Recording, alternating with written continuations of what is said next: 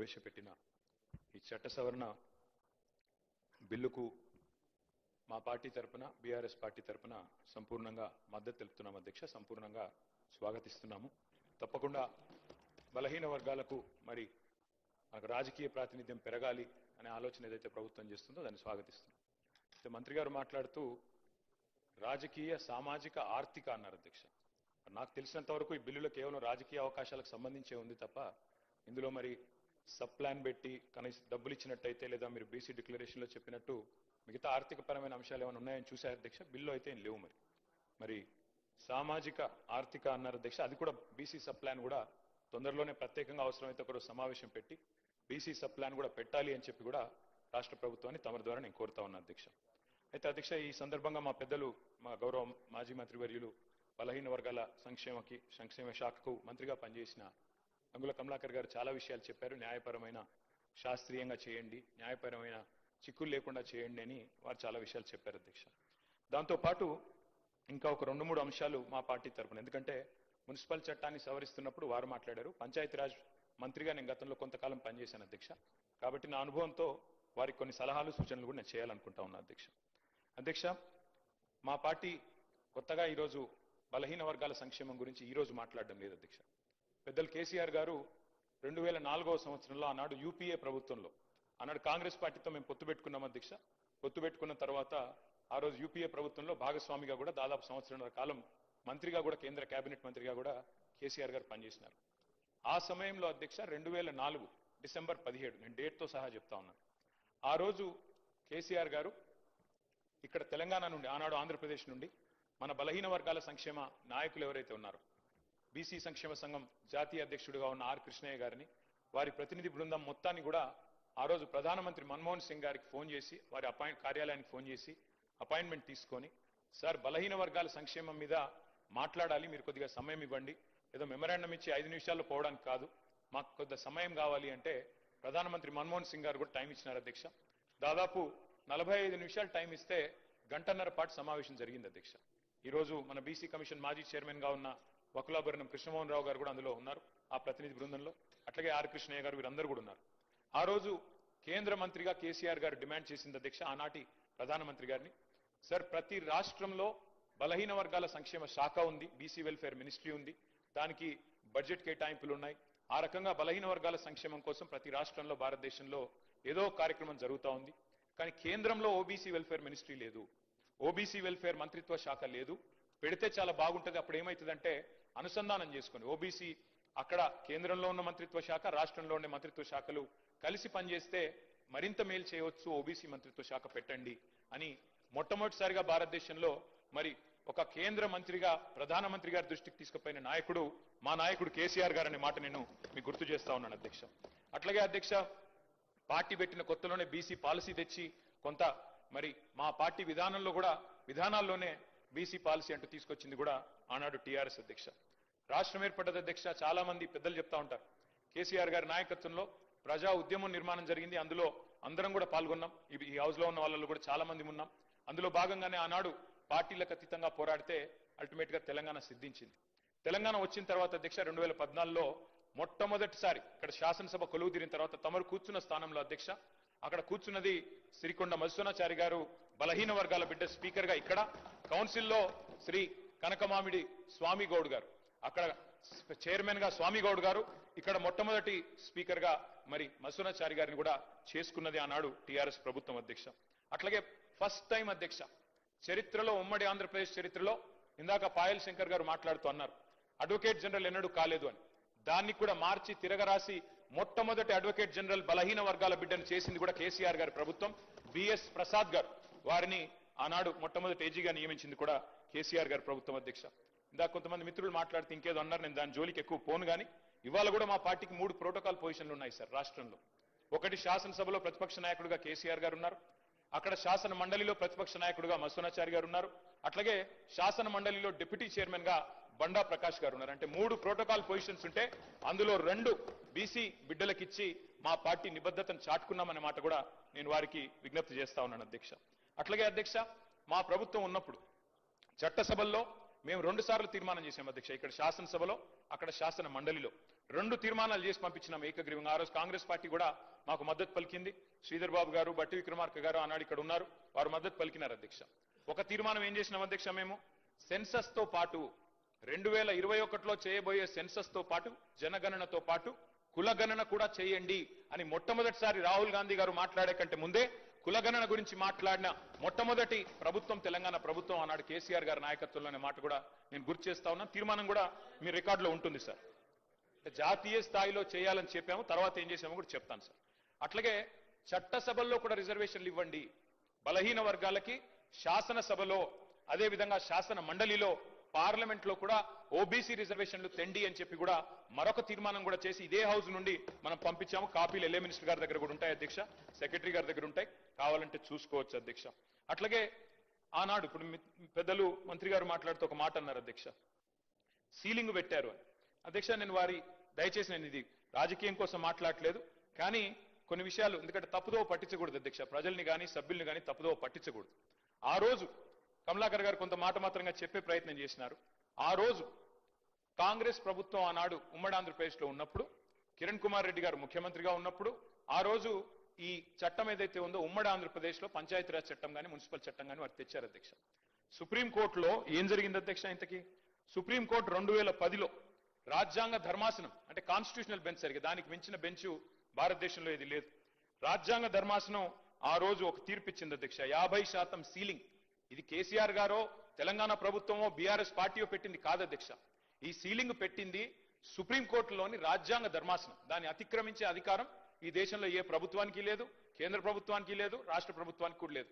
ఉన్న ఒకే ఒక్క మార్గం అధ్యక్ష, ఒకే ఒక్క మార్గం, మనం పార్లమెంట్ లో అవసరమైతే రాజ్యాంగ సవరణ చేసి 2 పార్టీలు కనుక అనుకుంటే, ఇవాళ మెజారిటీ ఉన్నది బీజేపీకి, అక్కడ ప్రతిపక్షంలో ఉన్నది కాంగ్రెస్ పార్టీ. మాకైతే లోక్సభలో సభ్యులు లేరు, రాజ్యసభలో 4 సభ్యులు ఉన్నారు మాకు. కానీ ఇవాళ కావాలనుకుంటే బీసీలకు నిజంగా న్యాయం చేయాలి అనుకుంటే పరిధి అసెంబ్లీ కాదు అధ్యక్ష. ఇక్కడ మనం ఎంతసేపు మనం ఇక్కడ మాట్లాడినా, ఎంత గట్టిగా మాట్లాడినా, ఒకరి మీద ఒకరు ఎన్ని పంచులేసుకున్నా, పొలిటికల్ డైలాగులు కొట్టినా, నిజంగా న్యాయం జరగాలంటే మాత్రం పార్లమెంటులో రాజ్యాంగ సవరణ ద్వారా మాత్రమే, 9th షెడ్యూల్లో చేర్చడం ద్వారా మాత్రమే ఇది పరిష్కారం అయితే తప్ప వేరే మార్గం లేదు అధ్యక్ష. ఇది వాస్తవం. ఇది ముఖ్యమంత్రి గారికి తెలియదు, కేబినెట్ లో ఉండే మంత్రులకు తెలియదు అని నేను అనుకోను అధ్యక్ష, వారికి కూడా తెలుసు. కానీ వారు పాపం వారు ఇరుక్కొని పోయినారు అధ్యక్ష. నేను వేరే ఉద్దేశంతో చెప్పట్లేదు. మీరేమనుకున్నారు అధ్యక్ష? బీసీ డిక్లరేషన్ పెట్టినారు అధ్యక్ష కామారెడ్డిలో. పెట్టినప్పుడు పాపం వారు ఏం చెప్పాలి నిజాన్ని చెప్పడం, మేము కేంద్రంలో కూడా అధికారంలోకి వస్తే ఈ రకంగా చేస్తామని చెప్పి ఉండాలి. కానీ ఆదరబాదరగా ఏం చెప్పినారు, 6 నెలల్లోనే 42% రిజర్వేషన్ ఇచ్చేస్తాం అని చెప్పారు అధ్యక్ష. చెప్పిన తర్వాత ఇక్కడ బీసీ సమాజం నుంచి ఒత్తిడి పెరిగినాక ఏం చేయాలి అధ్యక్ష? మరి ఏదో చేసినట్టు ఉండాలని చెప్పి ఇది 4వ ప్రయత్నం. మాకు ఆశ్చర్యంగా ఉంది అధ్యక్ష, ఎందుకంటే చాలా ఆశ్చర్యంగా అనిపిస్తా ఉంది. ఇదే ప్రభుత్వం చెప్పింది అధ్యక్ష. ఏం చెప్పారు మీరు? మొదటిసారి మేము రాజ్యాంగబద్ధంగా సాధిస్తామని మొదటిసారి చెప్పారు, ఒకసారి చెప్పారు. తర్వాత ఆర్డినెన్స్ ద్వారా వస్తామని ఇంకోసారి చెప్పారు. మరొకసారి పార్టీ పరంగా అన్నారు. ఇంకోసారి రాహుల్ గాంధీ గారు ప్రధానమంత్రి అయిన తర్వాత ఇస్తామన్నారు. మళ్ళీ ఈ రోజు మళ్ళీ బిల్ తెస్తా ఉన్నారు. అంటే ఒకటే పార్టీ 5 రకాలుగా మాట్లాడితే, 5 సందర్భాల్లో మాట్లాడితే ఈ రాష్ట్రంలో ఉన్న బీసీ బిడ్డలు చూస్తలేరా అధ్యక్ష? అర్థం చేసుకుంటలేరా మీ నిజాయితీని కానీ మీ చిత్తశుద్ధిని కానీ? అంటే చిత్తశుద్ధి లేని శివ పూజ చేస్తూ ఇవాళ ప్రతిపక్షం మీద నెపం పెట్టి తప్పించుకుంటామంటే కుదరదు అధ్యక్ష. మేము ఇప్పటికి కూడా చిత్తశుద్ధితో చెప్తున్నాం, సిన్సియర్ గా చెప్తున్నాం, సంపూర్ణంగా స్వాగతిస్తాము. మీరే చెప్పారు, గౌరవ ముఖ్యమంత్రి గారు చెప్పారు అధ్యక్ష, ఇదే హౌస్ లో చెప్పారు మార్చిలో. ఏమన్నారు అధ్యక్ష? కేసీఆర్ ప్రభుత్వం ఉన్నప్పుడు కూడా 37% రిజర్వేషన్ స్థానిక సంస్థల్లో ఇవ్వాలి అని చెప్పి ఇక్కడ నుంచి బిల్లు పంపించారు పార్లమెంట్ కి. పార్లమెంట్ నుంచి ప్రెసిడెంట్ ఆఫ్ ఇండియాకి పోయింది, ఇంకా ప్రెసిడెంట్ ఆఫ్ ఇండియా దగ్గర పెండింగ్ ఉంది. ఇప్పుడు మనం 42% సాధించాలి అంటే ఆ 37% అని పంపిన ఫైల్ మేము వెనకకు తెప్పించి ఈ 42% పంపిస్తాం ప్రెసిడెన్షియల్ అసెంట్ కోసం అని చెప్పినారు. మరి నేను అడుగుతా ఉన్నా అధ్యక్ష, ఆ రోజు మేము చిత్తశుద్ధితో ప్రయత్నం చేయలేదా? మేము 37% బిల్లు పంపలేదా? ఆ రోజు మరి అంత ప్రయత్నం చేసిన మమ్మల్ని పట్టుకొని ఇవాళ నోటికొచ్చినట్టు మాట్లాడితే ఇది మంచిదా? దయచేసి ఆలోచించండి. ఇంకొక మాట కూడా నేను అడుగుతా ఉన్నా అధ్యక్ష. రాజ్యసభ సభ్యులు మాకు ఇవాళ 4 ఉన్నారు అధ్యక్ష. మా పార్టీ ప్రభుత్వంలో ఉన్ననాడు మాకు అవకాశాలు వస్తే పెద్దలు కేశవరావు గారు, పెద్దలు డి శ్రీనివాస్ గారు, పెద్దలు బండా ప్రకాష్ గారు, పెద్దలు లింగయ్య యాదవ్ గారు, పెద్దలు గాయత్రి రవిచంద్ర గారు, వద్దిరాజు రవిచంద్ర గారు, వీరందరినీ కూడా 5గురిని రాజ్యసభకు నామినేట్ చేసింది బలహీన వర్గాల బిడ్డల్ని కేసీఆర్ ప్రభుత్వం కాదా అధ్యక్ష? అవకాశం వచ్చినప్పుడు అద్భుతంగా ఇవన్నీ చేయలేదా మేము? అట్లాగే ఇంకొక మాట కూడా నేను అడుగుతా ఉన్నా అధ్యక్ష. రాహుల్ గాంధీ గారు ఒక నినాదం ఇచ్చారు అధ్యక్ష, జిత్నా ఆబాదీ ఉత్నా హక్. जितनी भागीदारी उतनी हिस्सेदारी మంచి మాట అధ్యక్ష మంచి మాట మంచి ఆలోచన డెఫినెట్లీ ఆచరణీయం అనుసరణీయం తప్పకుండా సాధించాలి కానీ నేను అడుగుతా ఉన్నా అధ్యక్ష రాహుల్ గాంధీ గారు ఇవాళ ఓట్ చోరీ గురించి దేశం అంతా మాట్లాడుతున్నారు మరి 42% రిజర్వేషన్ విషయంలో ఇక్కడ జరిగిన ప్రయత్నాన్ని ఎందుకు వారు పార్లమెంట్ లో లేవనెత్తలేరు కాంగ్రెస్ పార్టీకి 100 మంది ఎంపీలు ఉన్నారు అక్కడ మీరు ఎందుకు గట్టిగా పట్టుబడతలేరు పార్లమెంట్ లో 42% మీద అక్కడ కదా జరగాల్సింది చర్చ అక్కడ కదా జరగాల్సింది రాజ్యాంగ సవరణ అక్కడ చేయాల్సిన ప్రయత్నం చేయకుండా ఇక్కడ ఎంత చేస్తే కంఠశోష తప్ప ఏమొస్తుంది అధ్యక్ష అల్టిమేట్ గా చేయాల్సిన చోట చేయాల్సిన కాడ ప్రయత్నం చేయకుండా ఇక్కడ ఉండే మన బీసీ బిడ్డల్ని మభ్యపెట్టడానికో రేపు స్థానిక సంస్థల ఎన్నికల్లో కొంత ప్రయోజనం పొందడానికో ప్రయత్నం చేసినా ఇవాళ మేధావులు జస్టిస్ ఈశ్వరయ్య గౌడ్ లాంటి మేధావులు మన మాజీ రిటైర్డ్ అధికారి చిరంజీవులు గారు లాంటి మేధావులు అందరూ కూడా మాట్లాడుతున్నారు బలహీన వర్గాల బిడ్డలు బయట వేదికల్లో మాట్లాడుతున్నారు రాజ్యాంగ సవరణ చేయాలని చెప్పి కోరుతా ఉన్నారు అధ్యక్ష డిక్లరేషన్ ఒక్కటే సరిపోదు డెడికేషన్ కూడా ఉండాలి అధ్యక్ష డెడికేషన్ ఉంటే తప్పకుండా ప్రజలు హర్షిస్తారు స్వాగతిస్తారు మిమ్మల్ని నేను కోరుతా ఉన్నా అధ్యక్ష మీరు చేసినారు ప్రయత్నం ఒక హౌస్ హోల్డ్ సర్వే చేసినారు మీరు దాని పేరు సిఈపిసి ఏదో పెట్టినారు మాట్లాడితే మమ్మల్ని అంటారు కేసీఆర్ పాల్గొనలే కేటీఆర్ పాల్గొనలే హరీష్ రావు సార్ మేము ముగ్గురం అఫిడవిట్లు ఇచ్చినాం ఎలక్షన్ అఫిడవిట్లు మీ కాడనే ఉన్నాయి ఎలక్షన్ కమిషన్ కార్డు ఉన్నాయి అలా నేను ఓసీఆ బీసీఆ మీకు తెలుసు నేను పాల్గొంటే ఏంది పాల్గొనకపోతే ఏంది కానీ తప్పు చేసింది మీరు ఇవాళ 6% జనాభా తగ్గింది మీ సర్వేలో కేసీఆర్ గారు చేసినప్పుడు హౌస్ హోల్డ్ సర్వేలో కేసీఆర్ ప్రభుత్వం చేసినప్పుడు 52%గా వచ్చిన బలహీన వర్గాల సంఖ్య 6% ఎట్లా తగ్గింది అనే ఆలోచన మీరు చేసిండ్రా ఎక్కడన్నా రివ్యూ చేసిండ్రా ఎన్నడన్నా ఒక్కసారి ప్రయత్నం చేసిండ్రా చిత్తశుద్ధితో అది చేయలే ఎంతసేపు ముగ్గురు పాల్గొనకపోతే 6% తగ్గుతుందా అధ్యక్ష మేము కేసీఆర్ గారు నేను హరీష్ రావు గారు పాల్గొనలేదు సరే మాది ఏందో ఎలక్షన్ అఫిడవిట్ ఉండనే ఉన్నది అందులో మేము ఓసీఆ బీసీఆర్ రాష్ట్ర మంత్రికి తెలుసు తెల్లారలేస్తే ముఖ్యమంత్రి గారు దెప్పి పొడుస్తానే ఉంటాడు కాబట్టి నేనేమంటున్నా అధ్యక్ష మేము పాల్గొనంత మాత్రాన 52% 46% కాదు కదా అధ్యక్ష ఇవాళ నిజంగా బలహీన వర్గాలకు చిత్తశుద్ధితో మీరు సేవ చేయాలనుకుంటే మీరు చెప్పిండాలా డిక్లరేషన్ పెట్టినప్పుడే చెప్పిండాలా కండిషన్స్ అప్లై రాహుల్ గాంధీ ప్రధానమంత్రి అయితేనే ఇస్తాం లేకపోతే ఇయ్యమని చెప్పిండాలా అది మీరు చెప్పలేదు ఇవాళ మీరు మమ్మల్ని అంటా ఉన్నారు ఇంకొక మాట నేను అడుగుతా ఉన్నా మా పొన్నం ప్రభాకర్ అన్న అంటే మాకు గౌరవం వారు నిజంగా కూడా తప్పకుండా ఉద్యమంలో పాల్గొన్న వ్యక్తి ఆనాడు పార్లమెంట్ లో చట్టంలో కేసీఆర్ గారు స్వయంగా చెప్పారు మేము చెప్పడం కాదు అధ్యక్ష కరీంనగర్ లో మీటింగ్ పెట్టి మరీ చెప్పారు అది బ్రహ్మాండంగా కొట్లాడుతున్నాడు మా పొన్నం ప్రభాకర్ అన్న పార్లమెంట్ సభ్యుడిగా అని చెప్పారు అధ్యక్ష వి స్టాండ్ బై దట్ మీరంటే గౌరవం ఉంది వారిని నేను కోరుతా ఉన్నా అధ్యక్ష వారు చెప్పాలి ఇవాళ మీరు ఆలోచన చేయండి బీసీ సబ్ ప్లాన్ అని చెప్పారు తేవట్లేదు సార్ పెట్టండి రేపు ఎల్లుండి హౌస్ పెడతారా ఇంకో నిమజ్జనం తర్వాత పెడతారా మీ ఇష్టం కానీ బీసీ సబ్ ప్లాన్ చట్టం తెండి ఎందుకంటే ఒక పదవులతోనే రాజకీయంగా అవకాశాలు ఇవ్వడంతోనే న్యాయం జరగదు సామాజిక న్యాయం ఆర్థికంగా రాజకీయంగా అవకాశాలు రావాలి అంటే సార్ గౌరవ సభ్యులు చెప్పినట్టుగా బీసీ సబ్ ప్లాన్ కు సంబంధించి పార్టీ పరంగా ప్రభుత్వ పరంగా సభాపతి నిర్ణయం చేయడం ఒక రోజు తప్పకుండా చర్చ జరగాల్సిన అవసరం నేను కూడా కోరుకుంటా ఉన్నా కానీ ఇవాళ నేను మళ్ళీ ఇంతకుముందు కూడా అంటే వారికి సభలో ఎక్కువ అనుభవం ఉంది మంత్రిగా చేసినారు ప్రభుత్వంలో చాలా కీలక పాత్ర ఉంది కాబట్టి ఇంకా ఏదైనా లోపాలున్నా ఇంకేమైనా ఉంటే సరి చేసుకునే విధంగా మీరు సలహా సూచనలు చెప్పండి కానీ సభ అభిప్రాయం ఏకగ్రీవంగానే ముందు నుంచి అదే విజ్ఞప్తి చేస్తారా మొదటి నుంచి కూడా అదే మాట మాట్లాడుతున్నా ఈరోజు ఇప్పుడు ఎంఐఎం వాళ్ళు మాట్లాడినారు మేము ఈ బిల్లును ఏకగ్రీవంగా పూర్తి మద్దతును ప్రకటిస్తామని ప్రకటించి మిగతా అంశాల మీద చర్చ జరగాలని ప్రభుత్వాన్ని కోరి దాని మీద చర్చ చేస్తాం దానికి సంబంధించి చర్చ జరగడంలో ఎవరికి వ్యతిరేకత లేదు చర్చ జరగాలని కోరుతుంది దాని తర్వాత వారు అన్నారు మీరు పాల్గొనకపోవడం వల్ల మీరు ఒక పార్టీకి నాయకులు దాని ప్రభావం క్షేత్రస్థాయిలో పడి ఉండొచ్చు మీరు ఆదర్శంగా ఉండాల్సి ఉండే దానికి సంబంధించినటువంటి అఫిడవిట్లను తీసుకొని రాసుకునేటువంటి విధానంగా ప్రభుత్వం అవలంబించలేదు రాష్ట్ర వ్యాప్తంగా సర్వే జరిగినప్పుడు మీరు కూడా పాల్గొని ఉంటే మిమ్మల్ని అనుసరించేటోళ్ళు మిమ్మల్ని కొంతమంది ఫాలో అయ్యేటువంటి వాళ్ళు ఉంటారు తప్పకుండా వాళ్ళందరూ కూడా ఇందులో భాగస్వాములు అవుతుండ్రి ఆ ఉద్దేశం కొద్దే తమని మారుమారు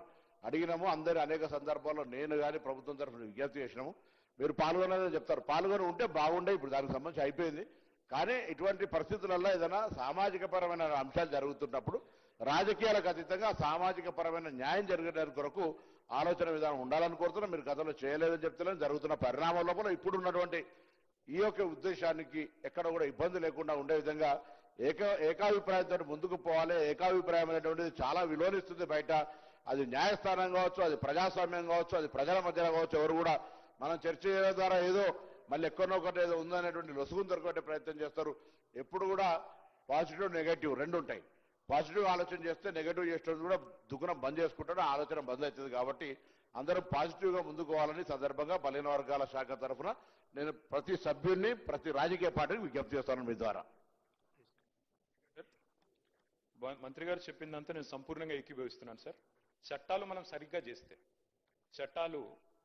చేస్తే లొసుగులు లేకుండా చేస్తే ఏ న్యాయ వ్యవస్థ కూడా అడ్డు రాదు సార్. నేను చెప్పేది అదే, మొదటి నుంచి చెప్తుంది అదే. చట్టం సరిగ్గా చేయండి, శాస్త్రీయంగా చేయండి. మా కమలాకరణ చెప్పింది కూడా అదే. శాస్త్రీయంగా చేయండి, అధ్యయనం చేయండి, ప్రాసెస్ ఫాలో కండి. అప్పుడు ఏ జ్యుడిషియల్ రివ్యూలో కూడా మనకేం ఇబ్బంది రాదు, ఆటోమేటిక్గా మేము అనుకున్న లక్ష్యం నెరవేరుతుంది. రెండోది సార్, నేను దయచేసి మంత్రి గారిని కోరుతా ఉన్నా, మేమందరం కూడా మా పార్టీ అంతా కూడా ఆదర్శంగా తీసుకునేది పెద్దలు, మా తెలంగాణ సిద్ధాంతకర్తగా మేము భావించేది ప్రొఫెసర్ జయశంకర్ గారు. జయశంకర్ గారు ఎప్పుడు ఒక మాట చెప్తా ఉండేది అధ్యక్ష, మనకి భావ సారూప్యత లేకపోవచ్చు కానీ ధ్యేయ సారూప్యత ఉండాలి. అంటే తాత్కాలికంగా మనం ఐడియాల విషయంలో విభేదించవచ్చు కానీ అల్టిమేట్ గోల్ విషయంలో మనకు సారూప్యత ఉండాలి. అది ఉంది. 42% రిజర్వేషన్ ఇవ్వాలన్న విషయంలో yes we're sincerely supporting the bill, we're 100% we're standing by the government. కానీ తాత్కాలికంగా మేము ఎట్లా చేస్తే బాగుంటుందో చెప్పే ప్రయత్నం చేస్తున్నాము. ఇంకొక మాట నేను చెప్తా ఉన్నా సార్, సీలింగ్ అని మాట్లాడినారు మంత్రి గారు శ్రీమతి సీతక్క గారు. వారికి నేను గుర్తు చేస్తా ఉన్నా, ఎక్కడా కూడా సీలింగ్ అన్న పదం లేదు చట్టంలో. దయచేసి చూసుకోండి. మీ అధికారులను కూడా నేను కోరుతా ఉన్నాను, దయచేసి మంత్రి గారిని తప్పుదోవ పట్టించకండి. దయచేసి సభ్యులను అట్లాగే రాష్ట్ర ప్రజలను కూడా తప్పుదోవ పట్టించకండి. సీలింగ్ విధించింది బీసీ రిజర్వేషన్ల మీద కేసీఆర్ గారి ప్రభుత్వం అనే మాట శుద్ధ తప్పు. అది 100% అబద్ధం అనే మాట కూడా నేను చెప్తా ఉన్నా అధ్యక్ష. దయచేసి సవరించుకోవాలని మంత్రి గారిని కోరుతా ఉన్నా. వాస్తవంగా జరిగింది ఏంది అధ్యక్ష, ఆనాడు బీసీ రిజర్వేషన్ల విషయంలో కేసీఆర్ గారి ప్రభుత్వం ఏం చేసింది అధ్యక్ష, ఆ రోజు మేము మరి 2000 నేను సరిగ్గా ఇది చెప్తాను సార్, ఆర్టికల్ 243 D6 T6 ప్రకారం బీసీ రిజర్వేషన్లు రాష్ట్రాలే ఇచ్చుకోవచ్చు అని చెప్పి మాకు ఆదేశాలు మేము ఇచ్చాం, వచ్చినాయి అధ్యక్ష. వచ్చిన తర్వాత 2018లో కేసీఆర్ గారి ప్రభుత్వం ఆనాడు ఉంటే, టీఆర్ఎస్ ప్రభుత్వం ఉంటే, దాన్ని అనుసరించే మనం కొత్త పంచాయతీరాజ్ చట్టం తెచ్చాము. స్థానిక సంస్థల్లో మొదలు 34% రిజర్వేషన్ కూడా కల్పించుకున్నాం. జీవో నంబర్ 396 ఆ రోజు ప్రభుత్వం, ఇప్పుడు మీ దగ్గర ప్రభుత్వంలో ఇవన్నీ కూడా ఉంటాయి చూసుకోండి, 396 ఇచ్చారు అధ్యక్ష కేసీఆర్ గారి ప్రభుత్వం, 34% రిజర్వేషన్ కల్పిస్తూ. అయితే వెంటనే ఇక్కడ నేను ఈ విషయం వాస్తవంగా చెప్పొద్దు అనుకున్నాను అధ్యక్ష, కానీ చెప్పక తప్పట్లేదు. ముఖ్యమంత్రి గారు మరి సభ్యులను రాష్ట్రాన్ని తప్పుదోవ పట్టించినప్పుడు చెప్పక తప్పదు. వెంటనే ఆ రోజు తెలంగాణ ప్రభుత్వం కేసీఆర్ గారి నాయకత్వంలో జీవో నంబర్ 396 ఇచ్చి ఆ రోజు బలహీన వర్గాల బిడ్డలకు మనం న్యాయం చేసే ప్రయత్నం చేస్తే స్థానిక సంస్థల్లో ఒక గోపాల్ రెడ్డి అనే ఒక వ్యక్తి, మహబూబ్ నగర్ జిల్లాకు సంబంధించిన వ్యక్తి అధ్యక్ష, హైకోర్టుకు పోయారు, దీన్ని అడ్డుకున్నారు అధ్యక్ష. ఎవరు అధ్యక్ష ఈ గోపాల్ రెడ్డి గారు? ముఖ్యమంత్రి గారికి సన్నిహిత బంధువు, అదేవిధంగా కాంగ్రెస్ పార్టీ నాయకుడు. ఆయన పోయి ఆ రోజు కోర్టుకు పోయి అడ్డుకున్నారు.